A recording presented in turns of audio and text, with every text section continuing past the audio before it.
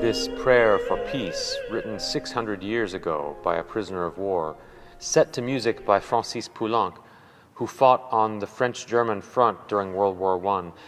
This is a reminder of just what a constant presence war and the suffering of war has been through the centuries.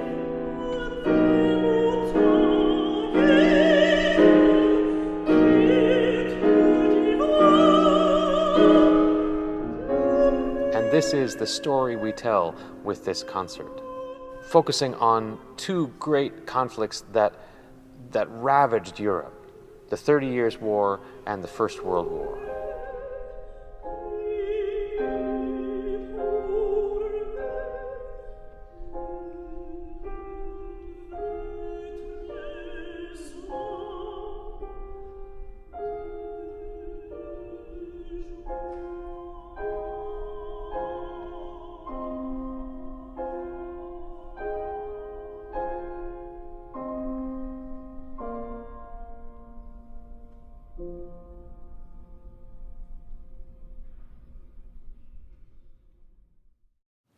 The 30 Years' War, which began 400 years ago, spread death and destruction, famine and plague throughout Central Europe.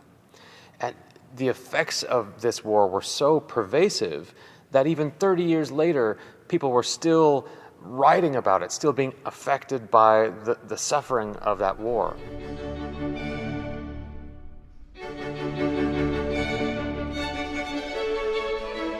Heinrich Bieber, a violin virtuoso and composer, he writes this amazing battle symphony in various movements that depict different scenes before, during, and after a battle.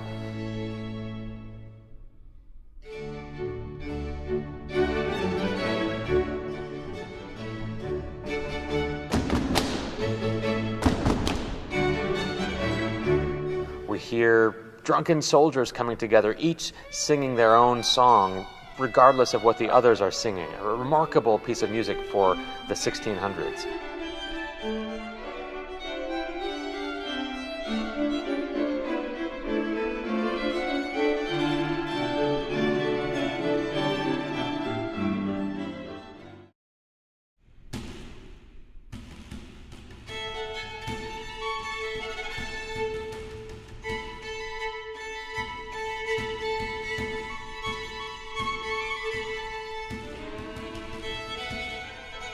We hear the march, the drumbeat of war. We hear the battle itself.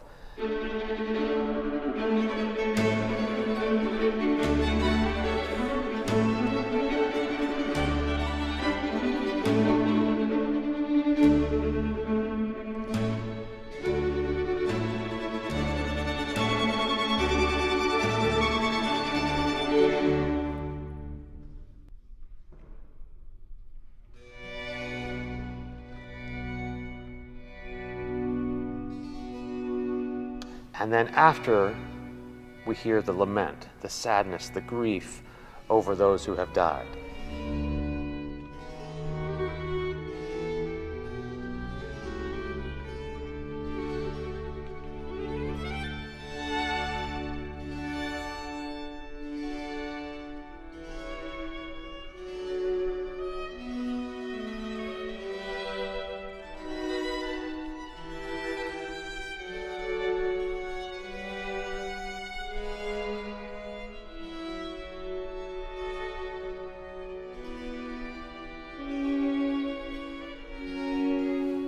Baroque composer Heinrich Schütz, who lived through the 30 Years' War, he sets to music this prayer, "Grant us peace, Lord, in our time."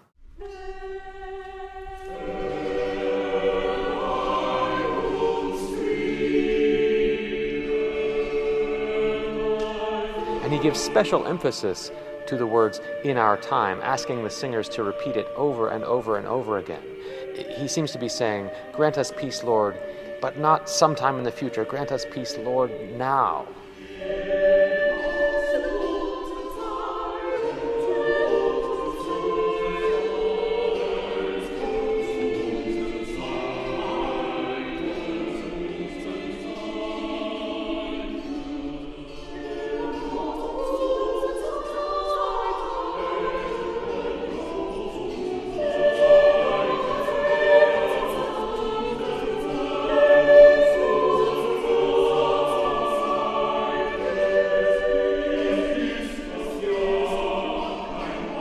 And the closing line of the prayer, "For only you, God, can fight for us." This takes on special meaning in the context of the 30 Years' War, a war which was fought primarily between Protestants and Catholics.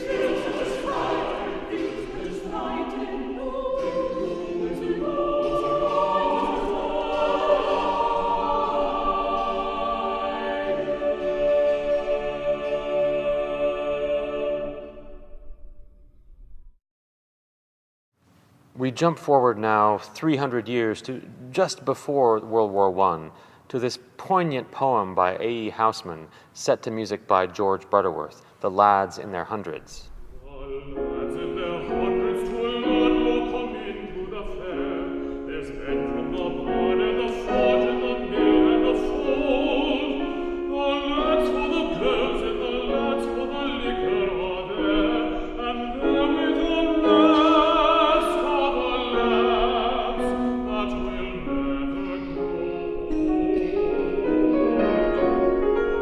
It's heart-wrenching enough as it is, but then to know that the composer himself, at the age of 31, was killed just a few years later in the Battle of the Somme, one of the most destructive battles of the First World War, along with thousands and thousands of these young men who would never grow old.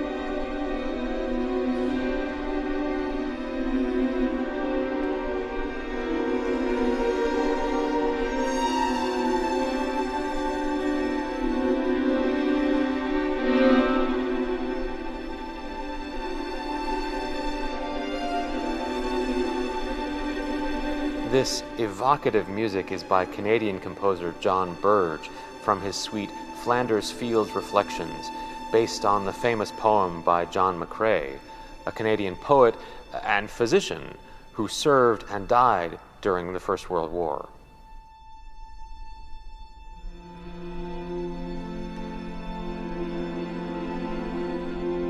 We hear the wind blowing the poppies, blowing a field of poppies, but it's an ill wind, a sinister wind. Something is not right. And of course we know that those poppies are growing there because the ground has recently been tilled to bury soldiers.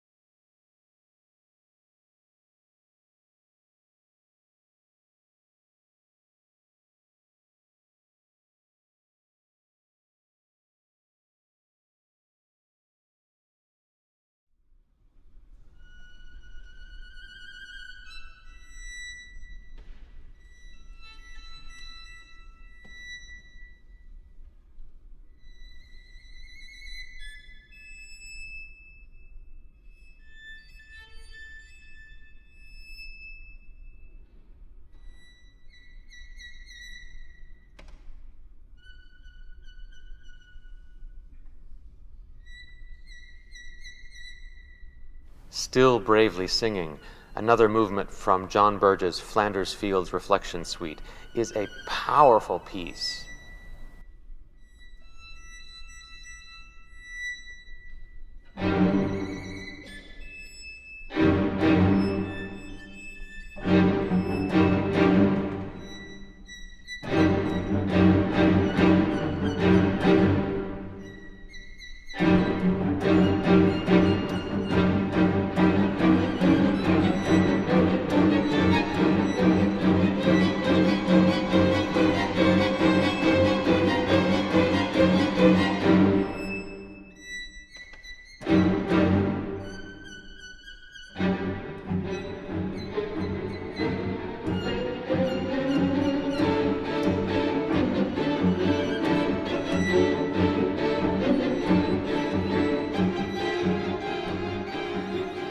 Sends chills up your spine. And then we follow that with the song In Flanders,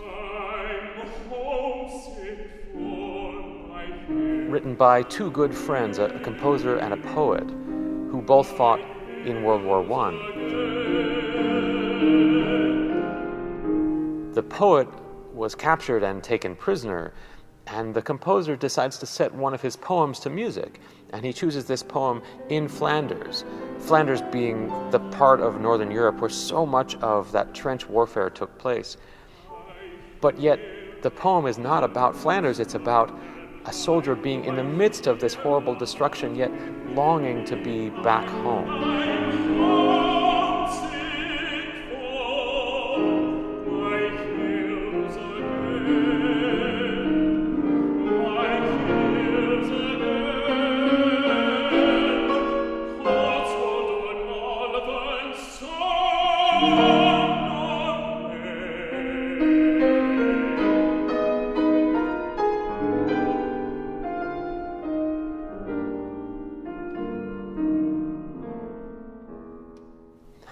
And of course, the suffering of war reaches far behind the front lines.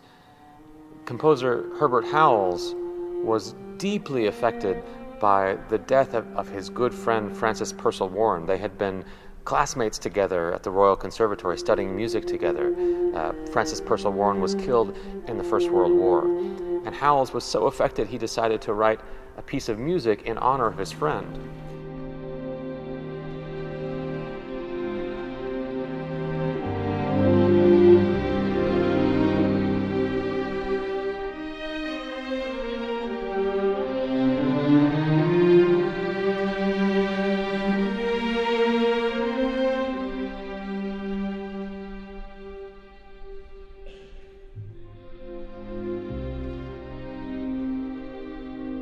His friend had been a viola player. And so, of course, Howells decides to write this elegy with this poignant viola solo.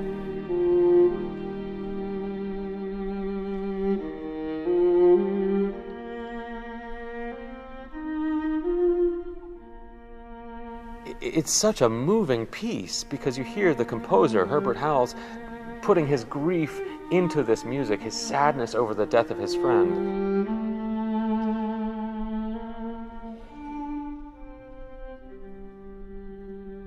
But you also hear him, in a sense, trying to give his friend a voice through that solo viola. But yet it seems as if the viola soloist, his friend's voice, is being swallowed up by the orchestra.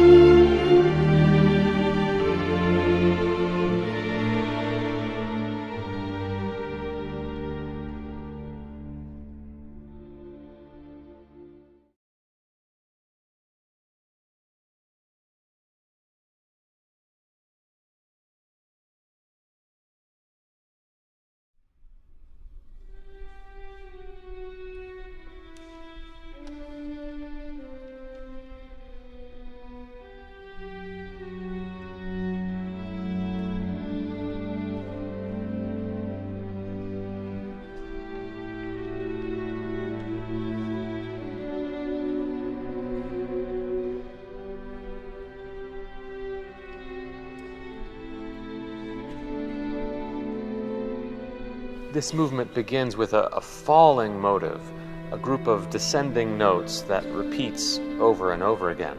Now, descending lines like this have been used since the Baroque period, since the time of the 30 Years' War, to depict sadness, grief, or crying. And here we have a modern composer. John Burge wrote this piece in 2006, using that same ancient musical device to depict the sadness and grief of those who loved the soldiers who died in the First World War.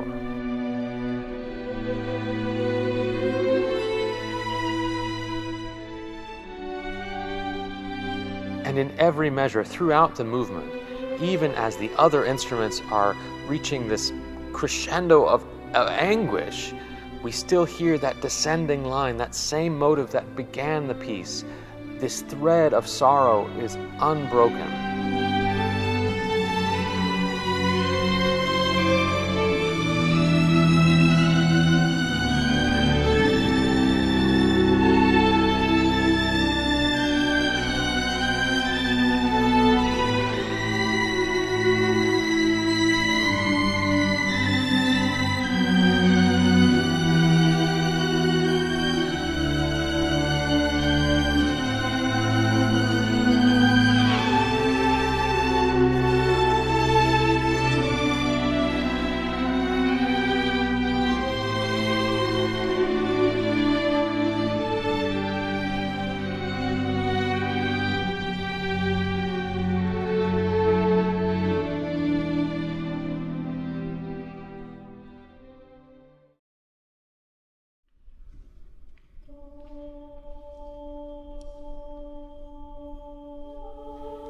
The concert ends with the same text that has been repeated several times and from which we get the title for the concert.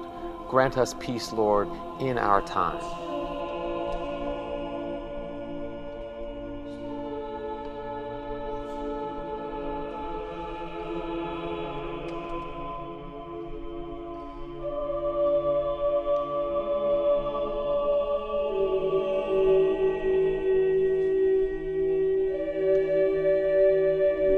This is the only piece on the program without a direct connection to the 30 Years' War or the First World War. It sounds like ancient music, but in fact, Estonian composer Arvo Pärt wrote the piece in 2004 after the Madrid train bombings.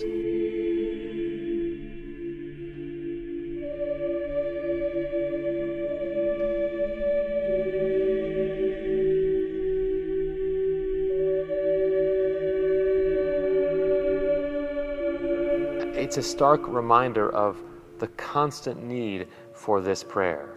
Grant us peace, Lord, in our time.